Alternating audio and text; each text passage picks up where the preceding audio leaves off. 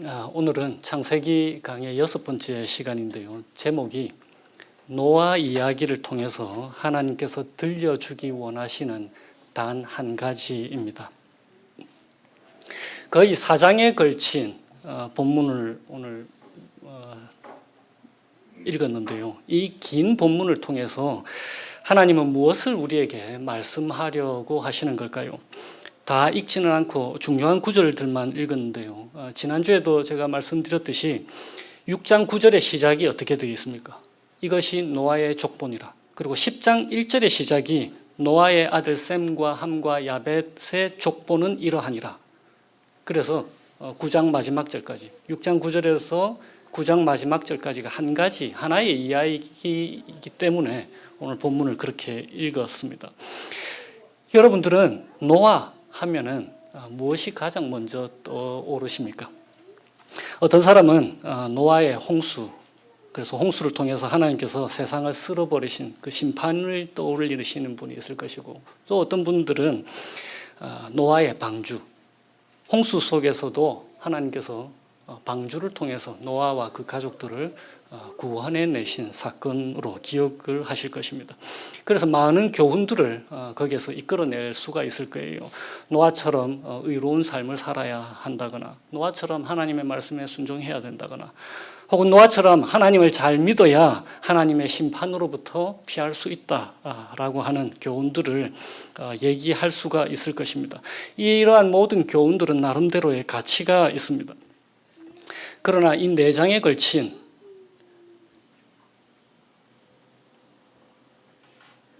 죄송합니다. 이게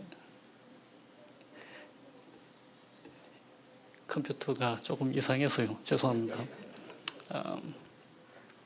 이 4장에 걸친 노아의 이야기를 통해서 하나님께서는 무슨 말씀을 하시고 싶어 하실까요? 1차 독자, 그러니까 지금 이 창세기의 1차 독자가 누구입니까? 출애굽 당시의 이스라엘 백성들이잖아요. 그들에게 이 노아 이야기가 어떤 의미가 있었을까요? 그리고 오늘을 사는 우리에게는 이 노아 이야기가 어떠한 의미가 있습니까? 하나님께서는 노아의 이야기를 통해서 다른 거는 다 잊는다 해도 이 한 가지만은 잊지 말라라고 오늘 우리에게 말씀해 주십니다. 그것이 무엇일까요? 그 하나님의 복음을 우리가 함께 나누기를 소망합니다. 노아의 삶이 어떠했을 것 같습니까? 지난주 우리는 에녹과 노아가 믿음으로 하나님을 기쁘시게 했다. 하나님과 동행했다. 그리고 하나님의 은혜를 입었다는 말이 무슨 뜻인지 함께 나누었습니다. 믿음이라고 하는 것은 하나님의 어떠하심에 대한 반응이라고 했습니다. 믿음이라고 하는 것은 믿음의 대상에 대해서 우리가 믿어보자 해서 믿음을 만들어내는 어떠한 것이 아니라 믿음의 대상이 신실하신 분이기 때문에 믿어지는 것이다 라고 말씀을 드렸었습니다. 그래서 우리는 우리에게 있는 믿음조차도 그 근원이 우리 자신이 아니고 그 믿음을 심겨주신 하나님께 있다라고 했죠. 그래서 믿음으로 구원을 얻는다라고 할 때에 우리의 믿음조차도 사실은 그것이 하나님의 선물이기 때문에 이 땅에 누구도 노아조차도 자랑할 데가 없는 거라고 우리가 함께 나누었었습니다. 그래서 노아 역시 우리처럼 하나님께서 하나님 자신을 계시해 주시고 나타내 보여주신 것만큼의 반응으로서의 믿음을 가진 사람이다라고 했었습니다. 그래서 이런 믿음의 사람들을 하나님께서 자신의 신실한 언약의 상대자로서 삼아 주셨습니다. 그리스도의 신부로서 혹은 하나님의 자녀로 우리를 삼아 주신 것입니다. 그래서 오늘 본문은 하나님께서 언약의 상대자인 노아를 어떻게 돌보시는지를 우리에게 보여주고 있습니다. 당시에 노아의 삶이 어땠을까요? 저는 세상에서 노아가 가장 외로운 사람이었을 거라고 생각합니다. 왜냐하면 그 당시에 우리 지난주에 나눴던 것처럼 당시에 노아 이외에 어떠한 사람도 약간의 믿음조차 없었다라고 했잖아요. 세상 어디에도 그런 사람이 없는 거예요. 그러니까 동네 사람들하고도 매사에 갈등이 있었을 것입니다. 이거는 이런 식으로 해야 되는데 하나님을 믿고 있는 노아는 그렇게 하면 안 된다라고 했을 거니까요. 매사에 갈등이 있었을 거예요. 그리고 진정으로 마음을 나눌 친구가 단 한 사람도 없는 거예요. 게다가 자신의 형제 자매들 다 죽었잖아요. 그죠? 노아의 아버지가 노아만 낳지 않았다고 우리가 지난주 그 말씀 읽을 때 봤었잖아요. 그 본문을 낭독할 때에 형제 자매들 다 죽었죠. 남아 있는 거 아내와 자기 아들 셋 그리고 며느리 셋밖에 없는 거예요. 그리고 홍수 이후에는 어땠을 것 같습니까? 사람들 다 죽었잖아요. 이 땅에 사람이 없는 거예요. 자기 가족들 말고는. 그러니까 가치관이 달라도 요즘 같으면은 축구는 함께 할 수 있잖아요. 놀 사람이 있는 거잖아요. 그런데 그런 사람들마저 아무도 없는 거예요. 그러니까 구장에서처럼 오늘 읽지는 않았지만 구장에서처럼 술 마시고 취해가지고 벌거벗고 자는 것 말고는 할 일이 없는 거예요. 세상에 낙이 없는 거잖아요. 그 다음에 방주를 만드는 기간 동안 어땠을 것 같습니까? 방주의 크기가 미터법으로 환산을 하면은 길이가 135m, 너비가 22.5m, 그리고 높이가 13.5m, 3층 구조로 되어 있어요. 그러니까 엄청난 크기인 거예요. 그러니까 매일 나무 자르고 갖다 연결하고 못질하다가 손 다치고 나무 그거 들다가 허리 삐끗하고 그렇게 살았을 거 아니에요. 그렇게 하다 보면 가족들 중에도 다툼이 있을 거잖아요. 왜냐하면 하나님은 노아랑 얘기했으니까. 그러니까 자식들 3명이서 엄마한테 찾아가지고 얘기 안 했겠어요? 엄마 우리 아빠 좀 인터레스팅하다. 우리 아빠 또라이 아닌가? 그렇게 했을 거 아니에요. 그러니까 방주를 안 만들면 겪지 않아도 될 일들을 많이 겪고 있는 거예요. 그런데 이제 더 큰 문제가 있습니다. 하나님이 노아에게 말씀하시는 것 한번 보세요. 7장 1절에서 4절에 보면 뭐라고 되어 있냐면 방주로 들어가라. 내가 홍수 내려가지고 땅을 쓸어버리겠다. 그리고는 노아와 가족 그 다음에 동물들이 방주로 들어갑니다. 그리고는 하나님이 문을 닫아버려요. 방주 문을. 그리고는 8장 15절에서 16절 방주에서 나오라. 그 기간이 총 걸린 시간이 1년이 조금 넘어요. 1년 정확하게 하면 1년 6일. 근데 논쟁이 좀 있으니까 어쨌든 1년 정도 기간. 그 기간 동안 하나님이 말씀하셨다는 기록이 없어요. 뭘 어쩌라는 거예요. 방주에 들어가라 해서 들어갔다가 하나님이 문 닫고 입을 딱 닫아 버리시는 거예요. 아무 말씀이 없어요. 창문이 있기는 한데 밖을 훤히 내다볼 수 있는 창문은 아니었던 것 같습니다. 그러니까 오늘 읽지는 않았지만 창문이 지붕 쪽으로 하늘을 향해 나 있었던 것 같단 말이에요. 그러니까 물이 빠졌는지 알아보려고 까마귀도 내보내고 비둘기도 2번이나 내보내고 잘 안 보이니까. 게다가 이 방주는 노가 없어요. 키도 없어요. 돛도 없고 닷도 없어요. 그런데도 하나님이 아무 말씀이 없으시는 거예요. 그러니까 노아와 노아 가족들이 얼마나 무서웠을까요? 하나님께서 노아와 가족들의 신음소리를 듣고 계시기는 한 걸까요? 1년 동안 아무 말씀이 없으신데.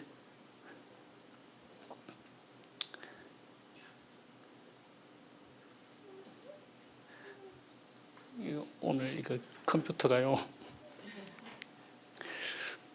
오늘날 우리는 어떻습니까? 하나님이 뭐라고 분명하게 말씀해 주시면 참 좋을 것 같은데 뭘 별 말씀을 안 하고 계실 때가 많잖아요. 들어가라 해놓고 문 닫아버리고 아무 말씀이 없으신 거예요. 그러니까 환장하는 거죠. 하나님의 오래된 침묵을 겪어보신 적이 있으십니까? 내 처지가 지금 말이 아닌데 이 상황에서 어떻게 해야 하는지, 내가 어디로 가고 있는지 전혀 모르는 거예요. 하나님은 아실 텐데 뭔가 힌트라도 주시면은 좀 안 답답할 텐데 말이에요. 오늘 예배 후에 우리는 2023년 교회 예산 발표를 할 거예요. 재정의 반을 우리는 이웃사랑부가 사용을 하잖아요. 그래서 누구를 어떻게 도와야 하나 고민이 많잖아요. 근데 좋은 일을 하다 보면은 그 안에서조차도 좋은 일을 하는데 그 안에서조차도 우리는 의견이 다를 때가 많잖아요. 그때 하나님이 딱 나타나셔가지고 이거는 이렇게 하고 저거는 저렇게 하라 얼마나 편하고 쉽겠어요. 속 시원하고. 그런데 하나님이 그런 말씀은 안 하시잖아요. 좋은 일조차도 하나님은 많은 경우에 침묵하고 계십니다. 우리 삶의 여러 부분에서 이런 고민들이 있을 거예요.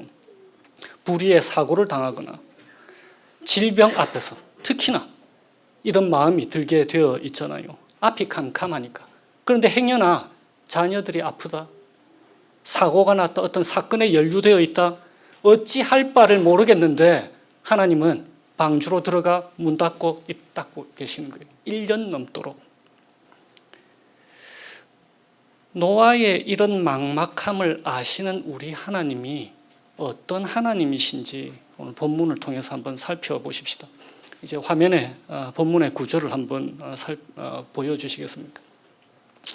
왜 4장 전체를 우리가 오늘 읽지 않고 화면에 나오는 구절들만 읽은 이유를 아시게 될 것입니다. 이제 우리 교회 식구들은 다 이 교차 대꾸법이 아주 익숙할 거예요. 골든 웬함이라는 분이 창세기 커멘터리를 쓰시면서 보여준 교차 대꾸법인데요. 놓치지 말아야 할 이 4장에 걸친 노아 이야기에서 절대로 놓치지 말아야 할 가장 중요한 메시지, 하나님께서 노아 이야기를 통해서 우리에게 들려주시기 원하시는 메시지가 어디에 있다고 했습니까? 한가운데. 그게 어디입니까? 바로 8장 1절인 거예요. 본문의 구조를 보시면은 A, 6장 9절 10절 노아와 아들들에 대한 이야기가 9장 18절과 28절 29절과 이렇게 대등한 위치에 있어요. 노아와 아들들. 그리고는 6장 13절 18절 하나님의 심판과 언약에 대한 기사가 있고, 그거에 대응해서 8장 21절과 9장 11절에 하나님의 심판과 언약에 대한 이야기가 있습니다. 그리고는 7장 1절에 방주로 들어가라. 그리고 8장 16절에 방주에서 나오라. 7장 4절에 7일, 7장 10절에 7일, 그것과 대응해서 8장 10절에 7일, 8장 12절에 7일에 대한 이야기가 있습니다. 그리고 7장 12절과 17절에 40일, 8장 6절에 40일, 그리고 7장 20절에 산들이 물에 덮인 것, 그것에 대응해서 8장 5절에 산들이 드러나는 거예요. 그리고 150일간 물이 땅에 넘치는 것, 7장 24절, 그리고 150일간 물이 물러나는 것, 8장 3절. 그 한가운데에 하나님이 노아를 기억하셨다라는 기사가 나와 있는 거예요. 그래서 이 본문의 구조를 보면 그 메시지가 분명합니다. 노아 이야기에서 우리가 기억하기를 원하시는 단 한 가지 메시지는 하나님이 노아를 기억하셨다라는 거예요. 이 기억하셨다라는 말씀은 하나님께서 깜빡했다. 내가 1년 동안 깜빡했다. 근데 이게 이제 기억난다. 이런 기억함이 아닌 거예요. 마치 오븐에 음식 넣어놔두고는 불 안 껐다 이거잖아. 이제 기억이 나네. 그런 기억이 아닌 거예요. 그래서 하나님이 아이고야 내 정신 좀 봐라. 노아 네 살아있나? 이런 기억이 아니라는 거예요. 이사야 49장에 이렇게 기록이 되어 있습니다. 아까 우리가 교동문에 읽은 내 딸 시온, 이스라엘 백성들을 얘기하잖아요. 오직 시온이 이르기를 여호와께서 나를 버리시며 주께서 나를 잊으셨다 하였거니와. 하나님의 항변이 이제 따라옵니다. 여인이 어찌 그 젖먹는 자식을 잊겠으며 자기 태에서 난 아들을 긍휼히 여기지 않겠느냐. 그들은 혹시 잊을지라도 나는 너를 잊지 아니할 것이라. 그것이 하나님의 말씀인 거예요. 그래서 본문에서 기억하신다라는 말은 언약을 이행하신다는 의미에서의 기억한다라는 뜻입니다. 가장 가까운 사이, 우리가 창세기를 하면서 얘기했잖아요. 하나님과 인간의 원래의 목적이 무엇이었습니까? 가장 가까운 사이. 우리를 신부로서, 우리를 그분의 자녀로서 맺은 그 언약을 기억한다라는 말인 것입니다. 그러니까 본문 말씀은 언약에 신실하신 하나님께서 언약의 상대자인 노아를 신실하게 기억하고 계신다라는 뜻으로 우리에게 전해 주시는 말씀입니다. 오늘 창세기 본문을 보면서 1장과 한번 비교 한번 해보십시다. 마치 오늘 본문은 하나님께서 홍수를 통해서 재창조하시는 것 같은 인상을 우리에게 풍겨줍니다. 창조기사의 처음이 어땠습니까? 물에 덮인 땅과 수면 위를 운행하시는 하나님의 성령을 얘기했잖아요. 그것처럼 오늘 본문에서 150일간 물이 땅에 넘쳐 있었습니다. 그리고 그 물을 물러나게 하기 위해서 하나님이 바람을 땅 위에 불게 해서 물이 줄어들었잖아요. 히브리어에서는요, 하나님의 영, 곧 성령에 대한 그 단어와 바람이 같은 단어인 거예요. 그러니까 창세기 1장에서처럼 땅이 드러나고 각종 동물들과 사람이 다시 땅 위에 거하게 된 그 일련의 재창조의 모습을 우리에게 나타내 보여주는 것입니다. 그리고는 하나님이 창세기 1장에서처럼 이곳에서도 인간을 향해서 다시금 축복하시는데 생육하고 번성하라, 땅에 충만하라 라고 축복해 주시는 것입니다. 그런데 이 모든 재창조의 과정이 어디에서 출발했습니까? 그것은 바로 8장 1절인 거예요. 언약의 상대자인 노아를 하나님께서 신실하게 기억하고 계신다라는 거예요. 거기에서 출발하는 거예요. 창세기 독자에게 노아 홍수와 방주는 어떠한 의미가 있습니까? 창세기의 1차 독자인 이스라엘 백성들, 그들은 430년 동안 애굽에서 종살이를, 노예 생활을 하고 있었습니다. 그리고는 하나님께서 애굽에서 이들을 구출해내셨잖아요. 그런데 지금 어떠한 생활을 하고 있는 상태입니까? 40년 동안 광야 생활 중인 거예요. 하나님께서 구출은 하셨는데 모세가 항변하는 것처럼 하나님이 약속의 땅에 데리고 가지는 못하시는 분이신가? 라는 의심을 이스라엘 백성들이 했을 거예요.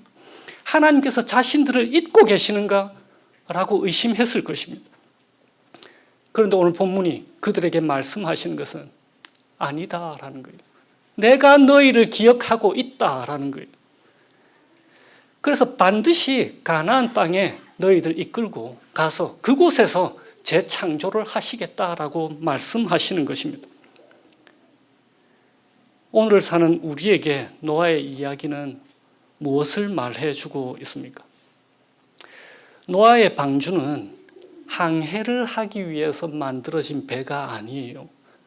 그 배에는 노도 없고 키도 없고 돛도 없고 닷도 없습니다.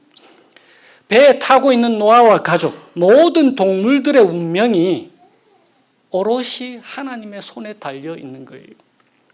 그러므로 내 인생의 운명이 내게 달려 있다라고 생각하지 마십시오. 자비로우신 하나님은 심판 중에도, 홍수라고 하는 심판 중에서도 노아를 기억하셨듯이 우리를 반드시 기억하고 계십니다. 그래서 주님께서 말씀하시는 거예요. 근심, 염려, 걱정 다 내게 던져버려라 라고 말입니다.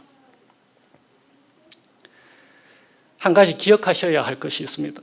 베드로전서 3장 20절에 이 노아 홍수에 대한 기사가 나와 있습니다. 그런데 뭐라고 하냐면요, 베드로전서 3장 20절, 그들은 전에 노아의 날 방주를 준비할 동안 하나님이 오래 참고 기다리실 때에 복종하지 아니하던 자들이라. 방주에서 물로 말미암아 구원을 얻은 자가 몇 명이니 겨우 8명이라.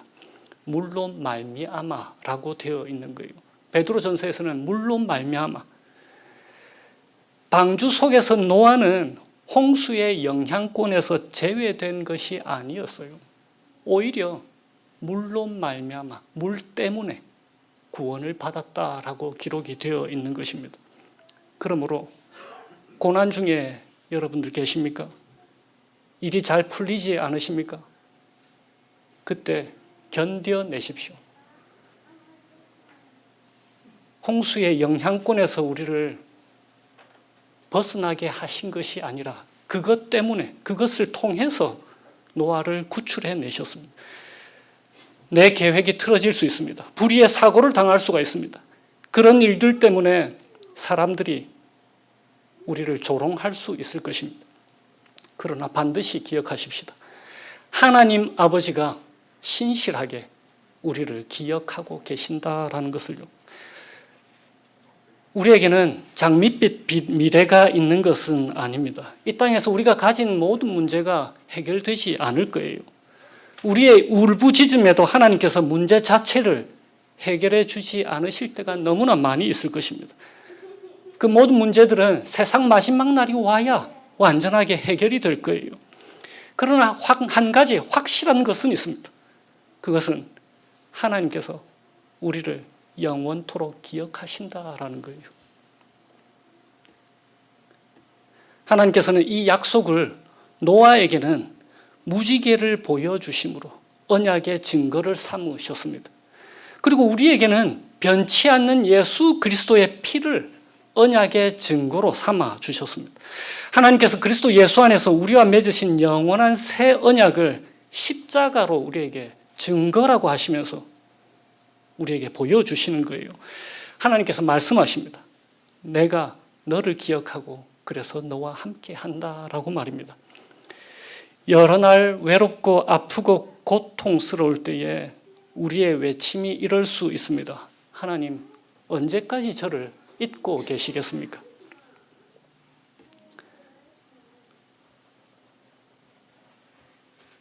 그런데 하나님께서는 내가 너를 반드시 기억하고 있다라고 말씀하시는 거예요. 저 같은 사람도 기억하신다고요? 잘한 것 하나 없는데요. 예수님이 대신 십자가에서 하나님의 잊은 바가 되셨습니다. 신실하신 그분이 신실하지 못한 우리 대신에 하나님의 잊은 바 된 거예요. 그래서 하나님께서 그리스도 예수 안에서 우리를 결단코 잊지 않으시는 것입니다. 지난주 말씀과 한번 연결해 보십시다. 믿음의 많고 적음에 따라서 차등을 두어서 우리 중 누구는 기억해 주시고 누구는 기억했다가 잊어버렸다가 다시 기억하시고 이런 게 아니라는 거예요. 왜냐하면 우리의 어떠함이 아니라 예수 그리스도의 신실하심 때문에 우리가 신실하신 하나님의 영원한 새 언약의 상대자가 된 거예요. 그래서 그리스도 예수 안에 있는 하나님의 자녀들 모두를 하나님께서 특별하게 기억하고 계시는 것입니다. 그러므로 새로운 한 주 동안 이제 우리 한 해의 마지막 달을 시작했습니다. 새로운 한 주 동안 하나님과 동행하시면서 고아가 아닌 든든한 보호자가 있는 하나님의 자녀로 복을 누리시는 한 주 살아가게 되시기를 주님의 이름으로 축원드립니다. 기도하시겠습니다.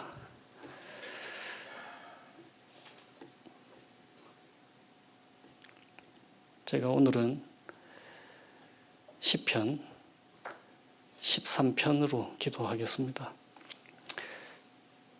주님, 언제까지 저희를 잊으시렵니까? 영원히 잊으시렵니까?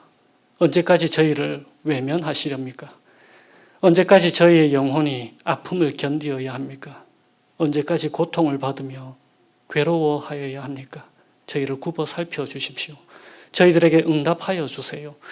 그리스도 예수 안에서 저희를 반드시 기억하신다고 약속하신 하나님 아버지, 저희가 주님의 한결같은 사랑을 의지합니다.